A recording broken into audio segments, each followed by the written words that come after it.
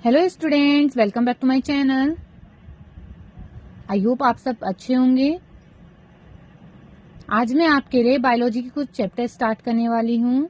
ये सबसे पहले मैं स्टार्ट करने वाली हूँ 9th क्लास का बायोलॉजी का चैप्टर नंबर 1 है जीवन की मौलिक इकाई। वो मैं आपको समझाने जा रही हूँ। सो वीडियो को स्किप ना करें और चैनल को सब्सक्राइब कर लें। चलिए आगे देखते हैं। यह है आपका लेसन नंबर 1। लेसन नंबर 1 में जैसे कि आपको पता है चैप्टर का नाम क्या है, जीवन की मौलिक इकाइयां, the fundamental unit of life. मौलिक का मीन्स होता है सबसे फंडामेंटल, सबसे छोटी इकाई कौन सी होती है जीवन की। ऑलमोस्ट सभी को पता होगा जो हमारी ऑर्गेनिज्म की एक बॉडी होती है वो सबसे पहले किस चीज से बनी हुई होती है। उसके लिए सबसे पहले किस चीज की जरूरत होती है, तो उसमें सबसे पहले एक सेल की जरूरत होती है। वही फर्दर डिवाइडेशन होने के बाद ही एक ऑर्गेनिज्म बनता है। तो देखते हैं अब सेल क्या होती है। सेल किसको बोलते हैं? कोशिका सभी जीवों की संरचनात्मक इकाई है। कोशिका क्या है? जो ऑर्गेनिज्म है, जितने भी जीव हैं, उनकी क्या है? एक संरचनात्मक इकाई है। जिस तरह से एक ईंट होती है, किसी बिल्डिंग को बनाने के लिए सबसे पहले एक ईंट की जरूरत होती है, उसी तरह से एक ऑर्गेनिज्म को बनाने के लिए सेल की जरूरत होती है। जिस प्रकार ईंट किसी कमरे या इमारत की संरचनात्मक इकाई है, उसी प्रकार सभी जीवधारियों का शरीर एक या अनेक कोशिकाओं से मिलकर बना होता है। जैसे हम देखते हैं, अगर हमें कोई मकान बनाना है या फिर कोई बिल्डिंग बनानी है तो सबसे पहले हम क्या यूज करते हैं? वहां पर हम सबसे पहले एक ईंट लेते हैं। एक ईंट होती है, फिर उसके ऊपर 2 ईंट लगेंगी, उसकी हेल्प से बहुत सारी ईंट लगेंगी, फिर क्या होगा? एक दीवार बन जाएगी। दीवार बनने के बाद एक छोटा कमरा बनेगा। कमरा बनने के बाद जो पूरा पोर्शन बन जाता है उसी को बोलते हैं, एक मकान बन के तैयार हो जाता है, उसको बोलते हैं बिल्डिंग। तो इसमें जो सबसे छोटी चीज थी वो क्या थी? वो ईंट थी। इसी तरह से जो ऑर्गेनिज्म होता है उसके शरीर में एक सेल होती है। सेल फर्दर डिवाइडेशन होने के बाद बहुत सारी सेल एक जगह इकट्ठी हो जाती है तो क्या बनाती हैं? टिश्यू बनाती हैं। जब टिश्यू एक जगह इकट्ठे हो जाते हैं, बहुत सारे टिश्यूज एक जगह मिल जाते हैं, तो ऑर्गन बनता है।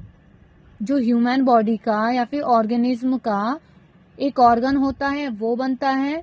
उसके बाद जब ये सारे ऑर्गन बन जाते हैं और उनसे एक जगह इकट्ठा किया जाता है तो बन जाता है ऑर्गन सिस्टम। ऑर्गन सिस्टम बनने के बाद तब एक ऑर्गेनिज्म बनता है पूरा। आई होप आपको सेल समझ में आ चुका होगा, सेल क्या है और जो हमारे लाइफ का जो प्रोसेस होता है, जो हमारे जीवन की मौलिक इकाई है वो क्या है। आगे देखते हैं।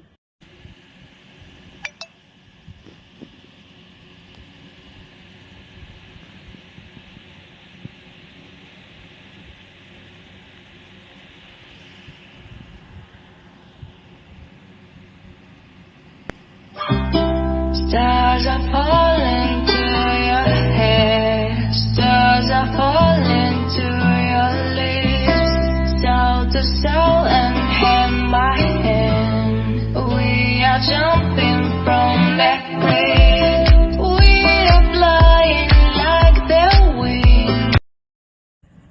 अब हम सेल की जो डिस्कवरी है उसको देखने जा रहे हैं कि जो कोशिका है उसकी डिस्कवरी किसने की थी, इसकी खोज किसने की थी। सबसे पहले एक ब्रिटिश वैज्ञानिक थे जिनका नाम था रॉबर्ट हुक ने स्वतः निर्मित का मतलब ये है कि उन्होंने खुद बनाया हुआ एक उनका माइक्रोस्कोप था।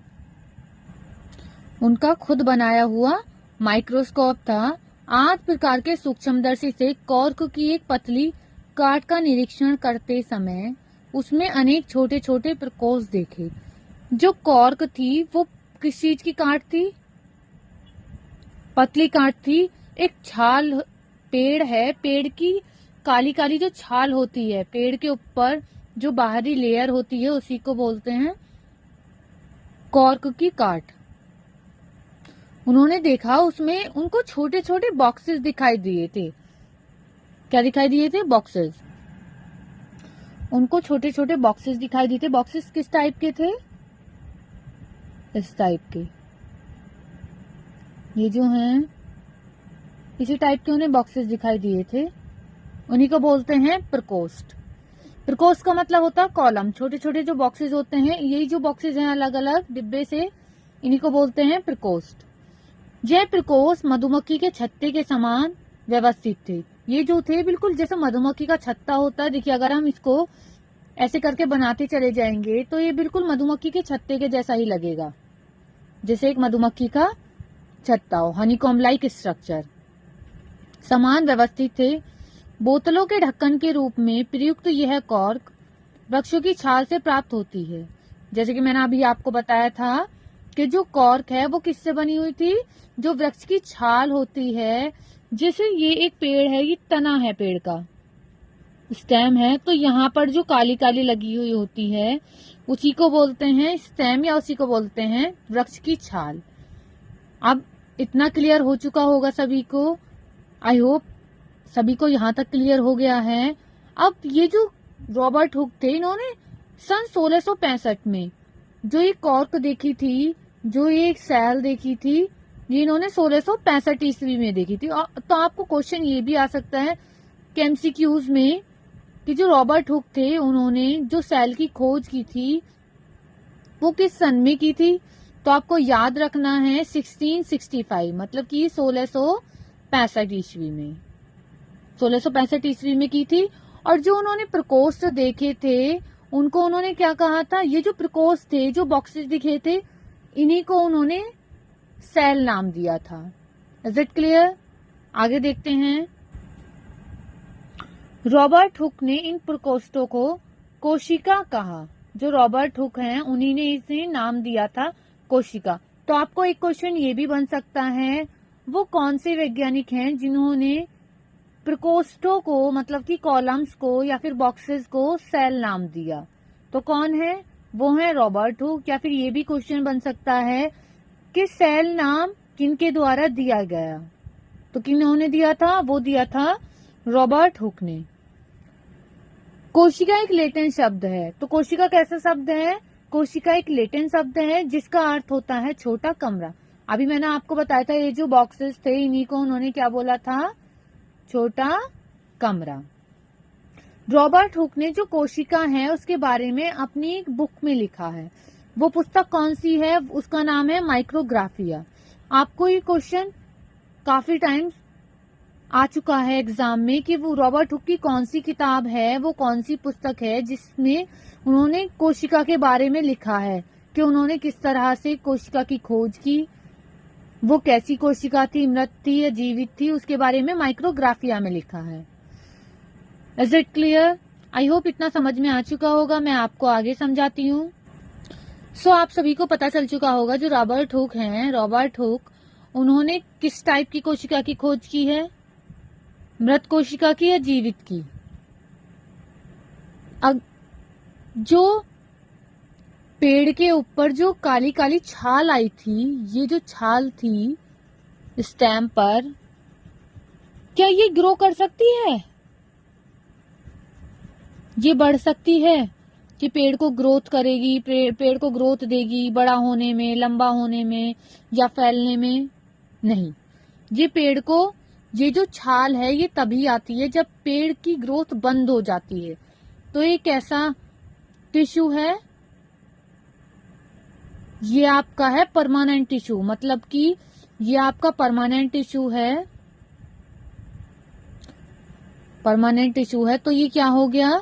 ये एक डेड सेल थी जिसकी खोज रॉबर्ट हुक ने की थी। वो एक डेड सेल थी जिसको उन्होंने कॉर्क में देखा था।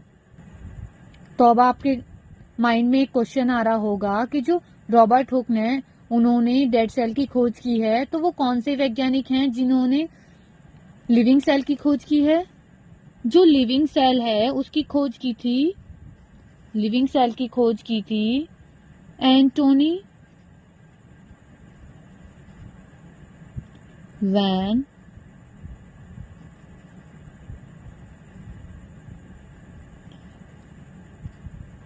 ल्यूवेनहॉक। कौन है जिन्होंने लिविंग सेल की खोज की है? वो है एंटोनी वैन ल्यूवेनहॉक।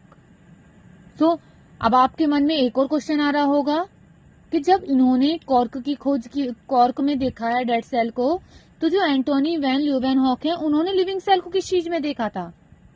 तो उन्होंने देखा था पॉन्ड वाटर में। वो कौन सा वाटर था? पॉन्ड वाटर, मतलब तालाब का जो पानी था, इन्होंने उसमें इसकी खोज की थी। सो आगे देखते हैं हम। अब पढ़ते हैं हम एक कोशिकीय जीव। एक कोशिकीय जीव होते क्या हैं? नंबर्स के अकॉर्डिंग जो जीव होते हैं वो दो तरह के होते हैं, एक कोशिकीय जीव और दूसरा बहुकोशिकीय जीव। तो एक कोशिकीय जीव होते कौन से हैं? वे जीव जिनका शरीर केवल एक कोशिका का बना हुआ होता है। वे ऑर्गेनिज्म जिनका शरीर एक ही कोशिका का बना हुआ होता है, उनकी लाइफ का पूरा जो प्रोसेस होता है, बायोलॉजिकल एक्टिविटीज होती हैं, बायोलॉजिकल प्रोसेस होता है पूरा, वो एक ही सेल से चलता है। जीव की सभी जैविक क्रियाएं केवल एक ही कोशिका द्वारा ही संपन्न की जाती हैं, एक कोशिकीय जीव कहलाते हैं। जो जीव की कोई भी क्रिया है, खाना खाना या फिर जनन करना, कोई भी क्रिया है, वो एक ही सेल से होती है, उन्हें बोलते हैं एक कोशिकीय जीव। इनके एग्जाम्पल्स हैं अमीबा, क्लेमाइडोमोनास, पैरामीशियम, यूग्लिना तथा बैक्टीरिया आदि। एक कोशिकीय जीवों को अकोशिकीय रूप माना जाता है। एक ही कोशिका को विभाजन की क्षमता के कारण अमर भी कहा जाता है। इन्हें क्या कहा जाता है? मोटाइल। इन्हें अमर भी कहा जाता है, क्योंकि ये जो कोशिकाएं हैं वो मृत्यु से, जब इनकी डेथ होनी होती है उससे पहले ही जो जीव द्रव्य होता है, साइटोप्लाज्म की निरंतरता सुनिश्चित कर देती है कि साइटोप्लाज्म जो है वो निरंतर चलता रहेगा। कुछ और एग्जांपल्स हैं, ईस्ट है, एंटमीबा है, मलेरिया परजीवी है, प्लाज्मोडियम, लिशमानिया, डायटम्स आदि। ये सब क्या है? इसके एग्जाम्पल हैं। तो एक कोशिकीय जीव का पता चल चुका होगा वो क्या होते हैं, कौन से होते हैं, जो अपनी लाइफ का पूरा प्रोसेस एक ही सेल से करते हैं। सो अब आपके दिमाग में एक चीज आ रही होगी कि क्या ये मर भी जाते हैं? अगर इनकी डेथ होनी होती है, अगर एक सेल की डेथ हो जाए या उसको कोई इंजरी हो जाए, तो पूरा ऑर्गेनिज्म ही नष्ट हो जाता है एक सेल की डेथ से ही। अंडरस्टैंड? क्योंकि उसमें एक ही सेल होती है और सारा वर्क एक ही सेल से होता है। आई होप आपको इतना समझ में आ चुका होगा। अब हम आगे देखते हैं। अब हम देखते हैं बहुकोशिकीय जीव। बहुकोशिकीय जीव को आपको नेम से ही समझ में आ रहा होगा बहुकोशिकीय जीव क्या होते हैं। जीव शरीर अनेक अर्थात संख्या में बहुत अधिक कोशिकाओं का बना हुआ होता है। जो इनकी बॉडी होती है वो बहुत सारी कोशिकाओं की बनी हुई होती है। यह कोशिकाएं समाहित होकर विभिन्न कार्यों को संपन्न करने हेतु विभिन्न ऊतकों व अंगों का निर्माण करती हैं। इनमें जो सेल्स हैं वो बहुत सारी एक जगह इकट्ठा होकर टिश्यू का निर्माण करती है। टिश्यू से क्या बनते हैं? ऑर्गन्स बनते हैं, ऑर्गन सिस्टम बनता है, तभी ये काम कर पाते हैं। प्रत्येक बहुकोशिकीय जीव अपनी जीवन यात्रा एकमात्र कोशिका से ही प्रारंभ करता है। मतलब कि जो एक ऑर्गेनिज्म है वो अपनी बॉडी की जो सबसे पहले क्रिया करता है, जो जीवन स्टार्ट करता है, वो सबसे पहले सिर्फ एक ही सेल से करता है। उसके फर्दर डिवाइडेशन के बाद ही तो बहुत सारी सेल्स बनती हैं। जैसे कि 1 के डिवाइडेशन के बाद 2 सेल्स बनेंगी, 2 से 4, 4 से 8 और फिर क्या बन जाएगा? एक टिश्यू बन जाएगा। कोशिका में बारंबार विभाजन होने से बहुकोशिकीय जीव विकसित हो जाता है। जब बहुत सारी सेल्स एक जगह इकट्ठी हो जाएंगी, टिश्यू बनेगा, टिश्यू के बाद ऑर्गन्स बनेंगे, फिर ऑर्गन्स एक जगह इकट्ठे हो जाएंगे, ऑर्गन सिस्टम बनेगा, फिर क्या बन जाएगा? एक ऑर्गेनिज्म बन जाएगा। तो क्या होगा? उनका जीवन विकसित हो जाता है। इसी को क्या बोलते हैं? बहुकोशिकीय जीव कहलाता है। उदाहरण इनके कौन कौन से एग्जाम्पल्स हैं? कवक, जो प्लांट्स हैं वो, और एनिमल्स, और बहुकोशिकीय जीव के, ये सभी क्या हैं? बहुकोशिकीय जीव के उदाहरण हैं। आई होप आपको वीडियो अच्छी लगी होगी, ये आपके लिए बहुत बेनिफिट करेगी। आप नोट्स भी बना सकते हैं या फिर स्क्रीनशॉट्स भी ले सकते हैं। वीडियो अच्छी लगी हो तो लाइक करें, अपने फ्रेंड्स के साथ शेयर करें एंड चैनल को सब्सक्राइब करें। Thank you for watching.